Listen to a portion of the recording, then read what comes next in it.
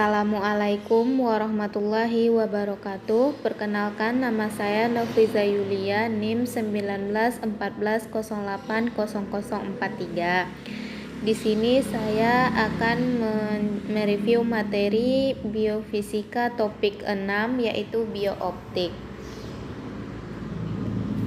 Nah, yang pertama yaitu pengertian biooptik. Definisi: bio berkaitan dengan makhluk hidup, zat tertentu dari makhluk hidup. Optik dikenal sebagai ilmu fisika yang berkaitan dengan cahaya atau berkas sinar. Fokus utamanya yaitu terkait dengan indera penglihatan. Adapun klasifikasi dari biooptik ini yaitu optik geometri dan optik fisis. Optik geometri misalnya seperti cermin, lensa, dan alat-alat optik. Sedangkan optik fisis dispersi, difraksi, inversi, dan polarisasi. Langsung saja ke poin yang kedua, yaitu struktur dan fungsi organ mata manusia. Mata merupakan alat optik yang paling dekat dengan kita dan merupakan sistem optik yang paling penting. Nah, adapun struktur mata dapat kita lihat pada gambar ini, yaitu yang pertama kornea. Nah, kornea ini adalah selaput yang tembus cahaya. Nah, berfungsi sebagai pelindung bagian dalam bola mata. Yang kedua yaitu iris.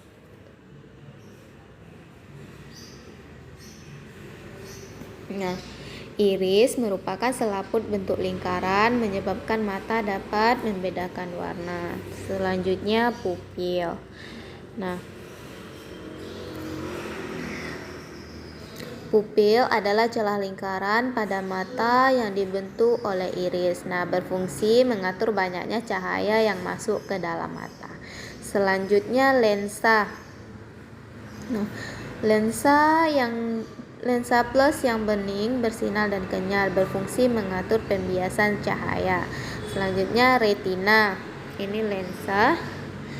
Selanjutnya kita masuk pada retina, yaitu lapisan berisi ujung-ujung saraf yang sangat peka terhadap cahaya dan berfungsi untuk menangkap bayangan yang dibentuk oleh mata. Selanjutnya aquarius dan saraf optik. Saraf optik ini yaitu menyampaikan informasi tentang kuat cahaya dan warna ke otak. Nah, Adapun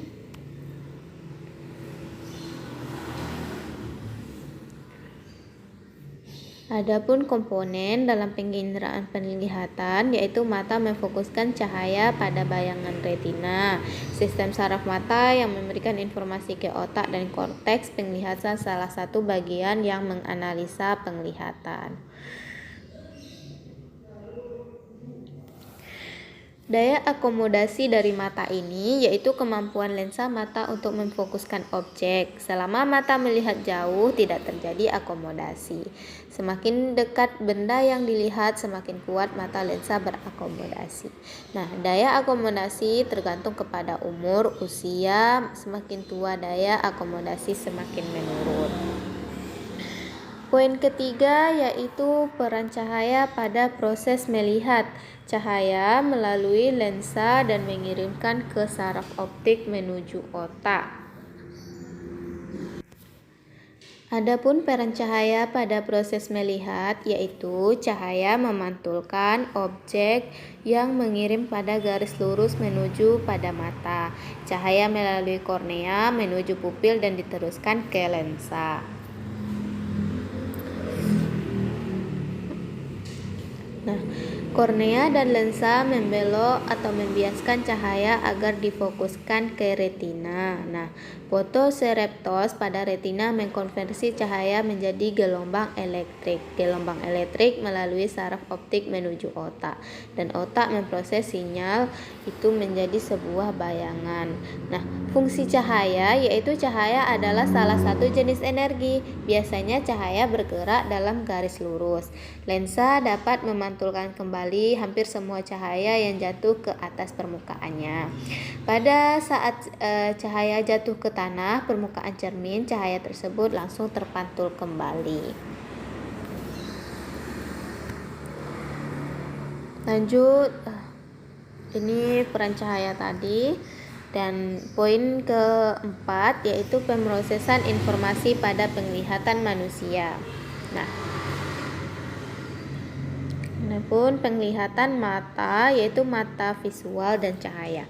Nah, proses yang masuk yaitu energi cahaya. Terjadi pemrosesan informasi visual, rangsang yang sesuai sama dengan cahaya. Nah, panjang gelombang cahaya yang bisa ditangkap oleh mata sekitar 400 sampai 700 nanometer.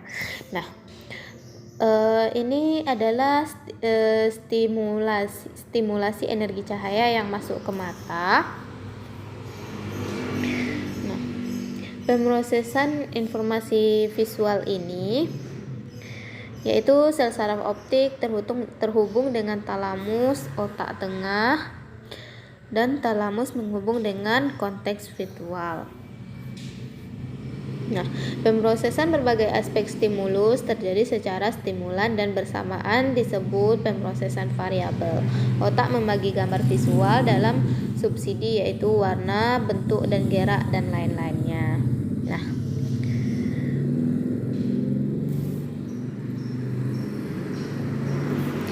poin selanjutnya yaitu proses kerja alat bantu melihat pada manusia.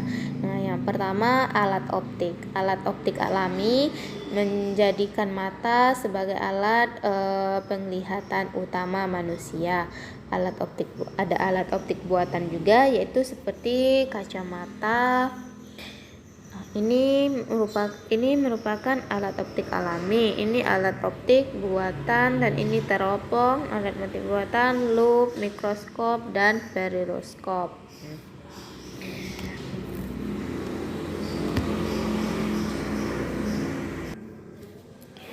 Nah, fungsi alat optik yaitu membantu proses penglihatan atau pengamatan. Nah, di sini ada perbandingan kamera dengan mata. Ini adalah alat optik buatan dan ini alat optik alami, yaitu mata, di sini lensa, dan berbeda mengaturnya. Di sini diafragma, aparatur. Nah, di sini masih menggunakan mata alami.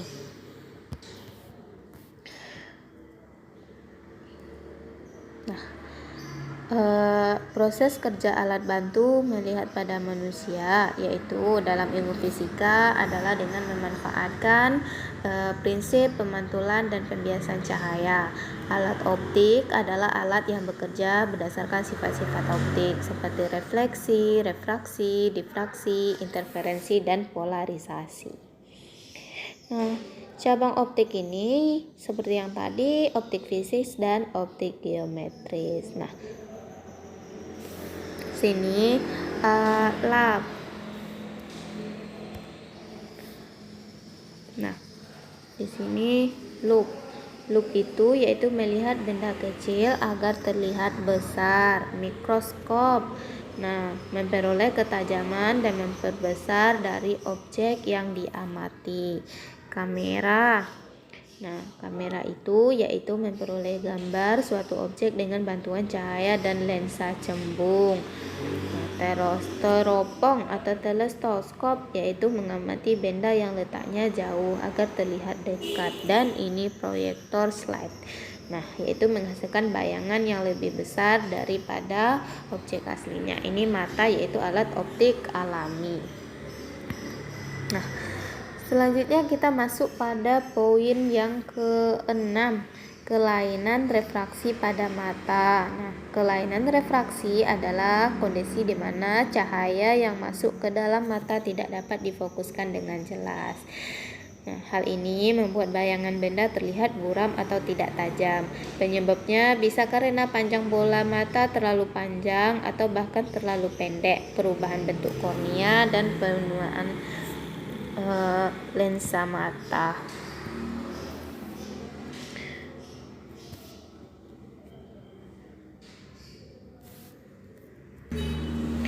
Nah, di sini ada kelainan refraksi pada mata. Di sini ada 4 gambar, yaitu A ini adalah mata normal, dan B yaitu mata miopi, C. Mata hipermetropi, dan D. Mata astigmatis.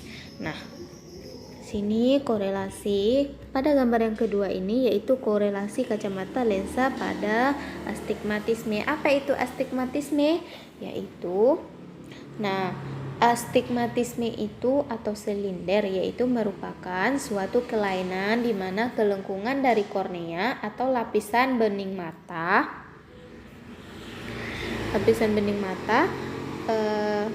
yang tidak sama sehingga bayangan yang dihasilkan pada retina ada lebih dari satu fokus. Nah, yang selanjutnya yaitu koreksi kacamata pada lensa plus cembung atau pada hipermetropi. Apa itu hipermetropia atau rabun dekat? Nah, merupakan suatu kelainan di mana bayangan yang dihasilkan jauh di belakang saraf mata retina. Nah, hal ini terjadi karena pertama, kornea dan lensa mata yang bekerja terlalu lemah sehingga bayangan yang dihasilkan jatuh di belakang retina. Nah, yang kedua, panjang bola mata yang terlalu pendek sehingga bayangan jatuh di belakang retina tadi. Nah, selanjutnya kita masuk yang ketiga yaitu koleksi kacamata lensa minus cekung pada miopia. Nah, apa itu miopia? Miopia itu yaitu atau rabun jauh merupakan suatu kelainan di mana bayangan yang dihasilkan jatuh di depan saraf mata retina. Nah, hal ini bisa terjadi karena yang pertama, lensa mata yang bekerja terlalu kuat sehingga bayangan jatuh di depan retina. Yang kedua, panjang bola mata yang terlalu panjang sehingga bayangan juga jatuh di depan retina tadi. Pada poin selanjutnya yaitu pengertian fotoreseptor dan peranannya bagi makhluk hidup. Nah, fotoreseptor adalah komponen vital pada organisme baik hewan maupun tumbuhan. Nah, peranannya, fungsi fotoreseptor menyerap energi cahaya berupa foton yang dipergunakan pada proses penglihatan hewan, fotosintesis, fotoprisme, dan lain sebagainya. Nah,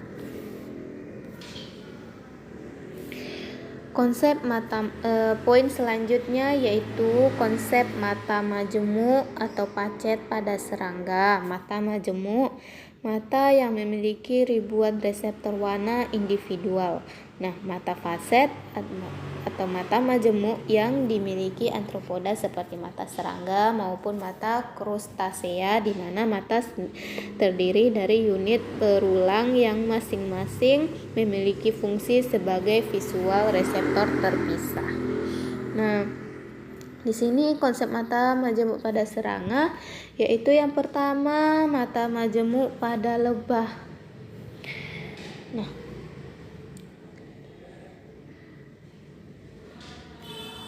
dan ini mata majemuk pada lalat serta mata majemuk pada capung. Nah, mata majemuk itu terdiri dari sejumlah mata paket yang disebut ornathidium yang masing-masing memiliki kornea sendiri. Umumnya lensa kornea dari mata pasir ini terbentuknya heksagonal. Nah, ornathidium ini pada sebagian besar serangga siang atau diurnal umumnya dikelilingi pigmen. Nah, struktur mata krustea dan serangga itu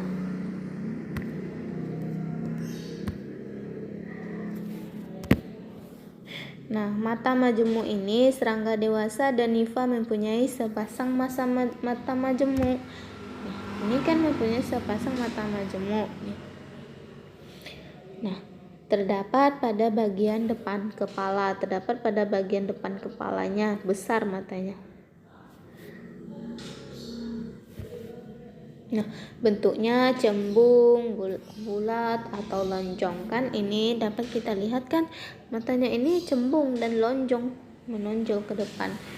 Nah, tidak dapat digerakkan dan tidak dapat ditiup. Jadi mata yang majemuk ini tidak bisa digerakkan dan tidak dapat difokuskan terhadap sasaran. Nah, kemungkinan mata majemuk bekerja lebih baik dan mendeteksi benda sasaran yang bergerak. Poin selanjutnya yaitu proses melihat pada mata majemuk. Nah, mekanisme mata majemuk ini masing-masing mata serangga disebut omatidium. Nah, setiap omatidium akan menyumbang informasi penglihatan dari suatu daerah objek yang dilihat serangga dari arah yang berbeda-beda. Bagian omatidia yang lain akan memberikan sumbangan informasi penglihatan pada daerah lainnya. Nah, gabungan dari gambar-gambar yang dihasilkan dari setiap omatidium merupakan bayangan musik yang menyusun seluruh pandangan serangga. Omatidium. Nah, omatidium ini yaitu terdiri dari lensa. Permukaan depan lensa merupakan satu paket mata majemuk. Nah, kerucut kristalin yang tembus cahaya. Nah, sel penglihatan yang peka terhadap adanya cahaya. Sel-sel yang mengandung pigmen yang memisahkan omatidia dan omatidia sekelilingnya.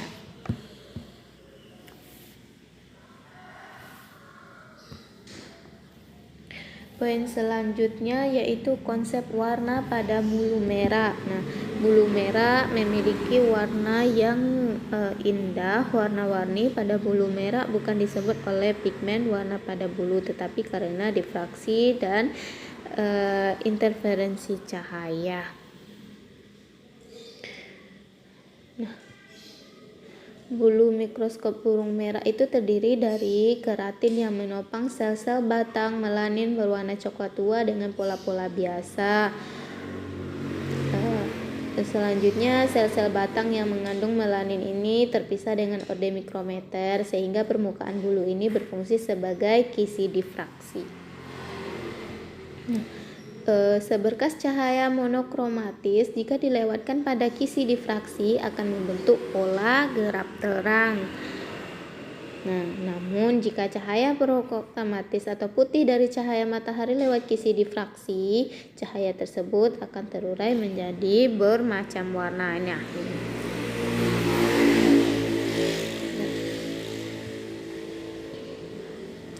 Konsep difraksi dan inferensi tersebut digunakan dan diaplikasikan oleh burung merah dalam memperindah bulu. Nah, jadi konsep difraksi ini digunakan untuk memperindah bulunya. Nah, warna-warni pada bulu burung tersebut bergantung pada jarak sel-sel batang melamin. Nah, sudut cahaya yang mengenainya. Terkadang juga dapat mengeluarkan berbagai macam warna pada kedua mata kita karena sudut pandang dari masing-masing mata kiri dan kanan juga berbeda. Nah, jadi dia bisa banyak mengeluarkan warna. Selanjutnya konsep mimikiri pada bunglon. Nah, mimikiri merupakan kemampuan khusus yang dimiliki oleh hewan untuk beradaptasi atau menyesuaikan dengan lingkungannya. Fungsi dari kemampuan ini juga dapat melindungi hewan dari serangan musuh. Nah, ciri bunglon ini yaitu kepala yang berbentuk sudut. Nah, kepala bunglon ini berbentuk sudut. Nah, kulitnya kasar, bergerigi gitu. Nah, mempunyai kelopak mata berukuran besar. Nah, memiliki penglihatan yang tajam. Penglihatannya ini tajam. Penglihatan kata ini tajam. Nah, dan juga mampu merubah warna pada kulitnya. Nah, kata ini bisa mampu merubah warna pada kulitnya dengan menyesuaikan tempatnya. Adapun fungsinya yaitu untuk melindungi dari serangan musuh. Dalam perubahan warna pada bunglon atau proses mimikiri ini disebabkan oleh zat nanokristal di permukaan kulit bunglon yang dapat memantulkan cahaya. Nah, kemudian warna dari cahaya yang terpantulkan ini akan ditentukan oleh ruang dinamis dan antar non-kristal tersebut. Jadi tergantung lingkungannya juga. Nah, hal ini akan mempengaruhi pigmen warna asli pada tubuh bunglon.